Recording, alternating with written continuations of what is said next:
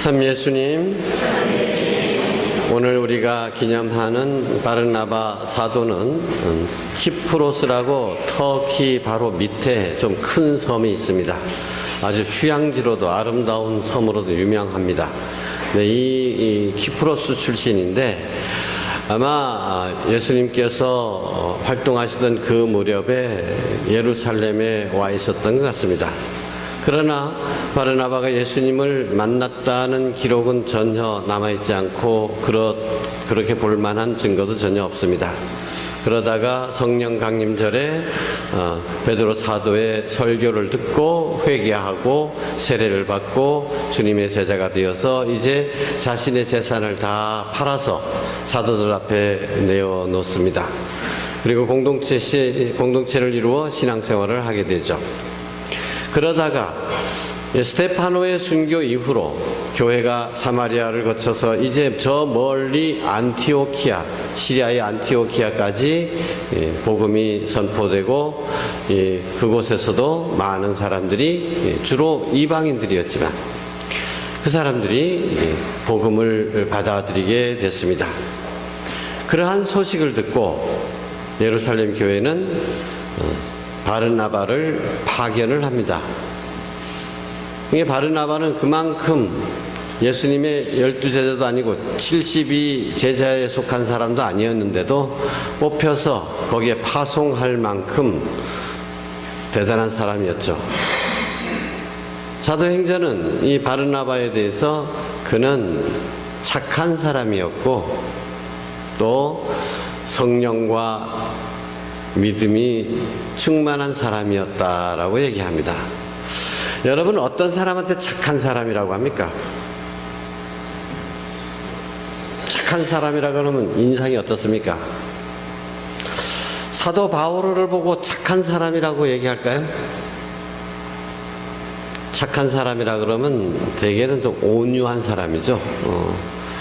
자기 주장을 강력하게 내세우는 이런 사람은 똑똑한 사람이다, 자기 주장이 강한 사람이다, 리더십이 있다, 뭐 이런 식으로 얘기할지 몰라도 그런 사람 보고 착한 사람이라고는 얘기하지 않습니다. 근데 성경은 그를 착한 사람이라고 표현을 합니다. 근데 그에게는 또 다른 별명도 전해집니다. 성서에서 말하는 그는 위로의 아들이다. 그 성품을 알 수가 있겠죠. 위로의 아들. 얼마나 참 따뜻한 마음으로 어려움에 처해 있는 사람들 잘 다독거려주고 같이 울어주고 격려해주고 그랬겠는가. 별명이 위로의 아들이다. 그런데 이 위로의 아들이 이 안티오키아로 파송돼서 거기서 거기 신자들에게 정말 예수님에 대해서 얘기 잘 해주고 교리에 대해서 잘 가르쳐주고 신앙생활에 대해서 잘 가르쳐주고 그러는데 역부족을 느낀 거예요. 자기 혼자 힘으로는 감당하기가 어렵겠다. 누군가 도와줬으면 좋겠다. 마음이 착한 사람이니까 이런 생각을 하게 되겠죠. 그럼 누가 좋을까? 그래서 그때 사도 바오로에 대한 이야기를 듣게 되는 것입니다. 그래서 사도 바오로는 타르소스라고 하는 자기 고향에 그때 가서 그때까지 뭐 하고 있었는지는 잘 모르죠. 그를 데려오는데 그 당시까지는 바르나바가 사도 바오로를 데려오기까지는 사도 바오로는 사실 왕따 당했다고 봐도 과언이 아닐 것입니다. 왜냐하면 이제 나는 예수님을 믿는다라고 하더라도 과거의 전력이 있잖아요. 예수님을 믿는 사람들을 박해했던, 그들을 붙잡아가지고 감옥에 쳐넣었던 이런 사람입니다. 그런 사람이 예수님을 중간에 만나가지고 신비스러운 체험을 해가지고 예수님을 믿게 되었다고는 하지만 다마스커스에 있었던 아나니아도 하나님께서 계시를 내려가지고 사도 바오로를 찾아가서 세례를 주고 기도해줘라 라고 하는데 그때 하나님한테 뭐래 놉니까? 아유, 그 사람 나 소문 들었수다마는 뭐 영영영 하던 사람인데 말씀 왜 이렇게 나오는 거예요? 그것이 아나니아만의 얘기가 아니었죠. 모든 초대교회의 분위기가 그랬지 않았나. 그런데 바르나바는 그런 사도 바오로를 데려오는 겁니다. 데려와서 나랑 같이 일하자. 그러니까 보좌 신부격에 되는 거죠. 그런데 1년을 같이 지내면서 이렇게 하다 보니까 제 생각에는 이 사도 바오로가 공부를 할 만큼 했죠. 당대 유대인으로서는 최고의 교육을 받은 사람입니다. 율법지에서 해박하죠. 글 쓰는 것, 사도 바오로의 서간들을 보십시오. 아주 똑부러진 사람입니다.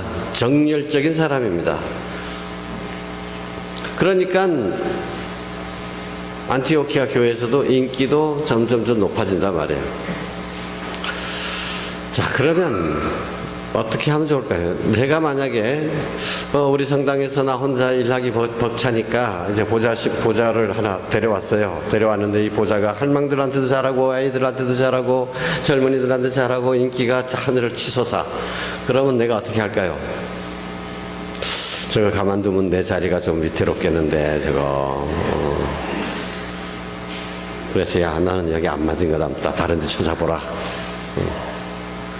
그러기가 쉽겠죠. 근데 바르나바는 어떻게 합니까? 착한 사람이라 그랬잖아요. 착한 사람이다. 그래서 사도 바오로가 그렇게 자신의 모든 역량을 다 바쳐서 정열적으로 일하는 것을 기뻐하고 격려해 주는 거예요. 그러다가 오늘 복음에 보면은, 오늘 참 독서를 보면은 성령께서 이 두 사람을 따로 내서 바르나바와 바오로를 따로 내어라. 내가 특별히 할 일이 있다. 시킬 일이 있다. 그래서 제1차 세계 전도 여행이 시작되는 거죠. 1차 전도 여행은 바르나바가 항상 이름이 앞에 나옵니다. 그러니까 선배였고 나이도 많고 또 사도 바오로를 픽업해가지고 데리고 다니던 사람이었기 때문에, 그래서 1차 전도 여행 때 어느 고을에 가서 얘기를 하는데 말은 주로 누가 했느냐, 설교는 주로 누가 했느냐, 이 바오로가 주로 했어. 근데 거기에 큰 기적이 일어나니까 온 동네 사람들이 다 모여들어가지고 그 둘에게 그 신이 내려온 거다라고 해서 제사를 바치려고 하는 거야. 황소를 잡아가지고. 근데 그때 사람들이 뭐라고 했는지 기억하십니까? 바르나바는 제우스 신이 변장해서 나타난 거다라고 하고, 사도 바울은 헤르메스라는 신이 있습니다. 이 뭐 천둥의 신인데, 이 헤르메스는 제우스의 대변인 역할을 합니다. 천둥이라는 것은 제우스가 큰 소리 치르는 거다 이거죠. 그래서 헤르메스라고 생각을 했다라는 이런 얘기가 나오는데, 그때도 보면 제우스와 헤르메스 격이 다른 겁니다. 그만큼 그때는 바르나바가 위에 서게 되죠. 그런데 1차 세계 전도 여행을 마치고 안티오키아로 돌아와서 그 다음에 다시 준비를 해가지고 2차 전도 여행을 떠나게 될 때 둘은 서로 헤어지게 되죠. 바르나바도 성인이고 사도 바오로도 성인입니다. 성인들 둘이 모이면 오해 살 일도 없고, 그죠? 서로 이견의 일치도 잘 이루어지고 서로 협력하고 양보하고 해가지고 뭐 갈등이 있겠느냐? 사실일까요? 아닙니다. 성인들이라고 무슨 둘 사이에 이견 차이가 없느냐? 그렇지 않습니다. 천국에 가면 그러겠죠. 그러나 이 세상에 사는 동안에는, 그래, 여러분 부부 사이에 생각해보면 세상에서 제일 예쁘다, 제일 사랑스럽다, 제일 믿음직하다 하라는 사람 두 사람 모여 사는데 어떻습니까? 맨날 트드고 볶고 지지고. 성인들끼리도 역시 마찬가지입니다. 교회 안에도 마찬가지입니다. 그런다고 해서 그게 잘못된 거냐? 그게 정상이다라고 생각을 해야죠. 그리고 그걸 어떻게 극복하느냐가 문제고, 각자 자기에게 주어진 소명을 제대로 수행을 하면 되는 것입니다. 그런데 둘이 왜 싸웠느냐? 마르코라는 청년이 있는데, 이 마르코라는 청년을 데리고 갈 거냐 말 거냐. 바오로 사도가 보기에는 이 마르코가 중간에 선교 여행을 하는데 중간에 무슨 일이 아파서 그랬는지, 자기 적성이 안 맞다고 했는지, 집안에 무슨 일이 있다는 얘기를 들었는지 먼저 돌아와 버렸어요. 그러니까 사도 바오로는 아주 성격이 칼 같은 사람이기 때문에 그런 놈을 다시 데려가면 또 중간에 가버리면 어떡하느냐, 절대 데려가면 안 된다라고 주장을 했고, 바르나바는 성격이 어떻다고요? 착한 사람이어서 아이고 젊은 아이가 조금 잘못할 수도 있고 뭐 할 수도 있지 뭐 데리고 써야지 아까 데리고 가자 이렇게 하는 거예요. 그러니까 둘이 이견이 안 맞았어. 그러니까 바오로하고 바르나바가 그럼 둘이 같이 못 다니겠다 이게. 그래서 바오로는 제2차 전도 여행을 떠나고 바르나바는 같이 안 가고 자기는 자기 고향에 가서 복음 선포를 하겠다고 해서 키프로스에 가서 선교를 하다가 거기서 순교를 하게 됩니다. 이 바르나바가 위로의 아들이라는 말 때문에 요즘 제가 생각을 많이 하게 됐습니다만 여러분들 다 위로가 필요하시죠? 위로 필요하지 않으세요? 성령께서 하시는 일. 근데 그 중에 대표적인 게 뭐냐 하면 위로자 성령이라고 그랬어요. 옛날에는 성령께서 우리를 위로해 주시는 분, 이게 가장 큰 역할로 생각을 해서 이름을 위로자라고 불렀습니다. 요즘은 그 위로자 대신에 뭐라고 했습니까? 협조자라는 이름으로 불리우게 되죠. 근데 이 위로하시는 하느님, 그래서 이 세상에서 힘들게 살아가는 사람들에게 정말로 필요한 것입니다. 그러나 저는 요즘 우리 교우들 중에 위로가 필요한 사람이 많다는 것을 알고 있으면서도 이번에는 위로하지 말고 스스로 일어나게끔 좀 내버려 둬야 되겠다라는 생각을 하게 됩니다. 왜 그러냐 하면 사람을 위로한다는 것은 좋은 일인데 나도 위로가 필요한 사람이고 나도 위로받으면 좋습니다. 근데 맨날 위로만 받기를 원하고 맨날 위로만 찾는다고 해서는 안 될 일입니다. 여러분들이 자녀들을 키울 때 여기가 길가 가다가 넘어졌어. 그래가지고 그럼 어떻게 합니까? 애들이 땅바닥에 넘어진 채로 울잖아요. 처음에 한두 번은 아이고 이 설렁하게 해가지고 얼른 달려가서 안아주고 눈물 닦아주고 이거 땅 두들기고 이놈 시키 나쁜 놈하고 이렇게 하면서 이제 울지 마라 됐지 이제 됐지 울지 마라 위로해 줍니다. 근데 매번 넘어질 때마다 그렇게 어머니가 달려와 가지고 위로해 주면 당연히 이제 넘어지면 엄마가 달려와 기용해 주겠지 하고 기대를 하게 됩니다. 그래가지고 넘어지면 일어나진 않고 그만 두면 엄마 올 때가 어머니 어디 가신 거 엄마 올 때까지 기다린다는 말이에요. 그럼 어떻게 됩니까? 스스로 일어나는 법을 못 배우게 된다. 그러면 가끔은 엄마가 우는 아이한테 애가 야단 맞는다는 것처럼 느껴지고 우리 엄마 맞아 할 정도로 하더라도 일어나라. 너 힘으로 일어나라. 하고 기다려줄 줄도 알아야 되는 거죠. 항상 아이고 힘들지 이래가지고는 자식을 버릴 수도 있는 것입니다. 자, 여러분, 하느님께서 여러분이 위로가 필요할 때 즉각 그냥 확 달려와 위로해 주시고 격려해 주십니까? 안 그러시잖아요. 왜 안 그러실까? 위로의 하느님이신데.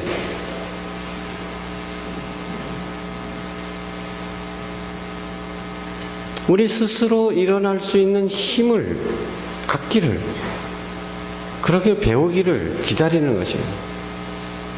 우리 신자들이 그냥 힘들 때마다 누군가 와서 위로해주고 그렇게만 기다리고 있으면 자신은 그때마다 위로받아서 마음이 좀 편안해질지 모르지만 그걸로 끝입니다. 더 이상 성장할 수가 없습니다. 남에게 위로해 줄 수 있는 사람은 안 된다는 거예요.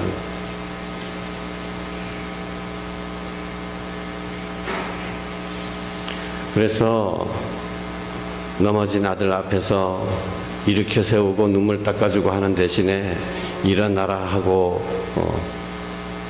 애한테 가르치는 엄마처럼, 엄마가 가슴이 왜 안 아프겠습니까? 당장 일으켜버리면 당장 편안하죠. 하지만 아이를 위해서는 기다릴 줄도 알아야 되죠. 그러니까 늘 위로받기만 원해서는 안 된다. 위로받기를 원하죠. 근데 위로받기를 원하지만은 위로가 다가오지 않았을 때 왜 나를 위로해 주지 않느냐? 하나님 어디 계신가? 아니, 본당 신문은 뭐 행근에 우리 가슴이 이렇게 아픈데, 이게 아니죠.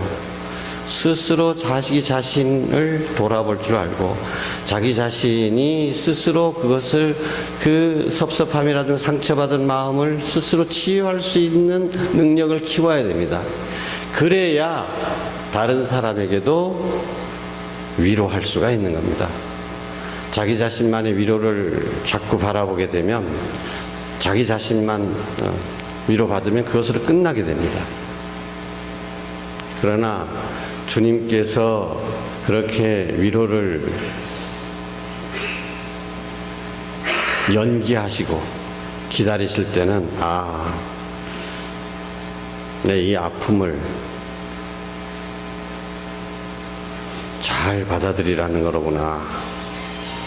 스스로 그것을 극복하고, 왜 이런 시련이 나한테 다가오는가? 내가 왜 이렇게 섭섭한가?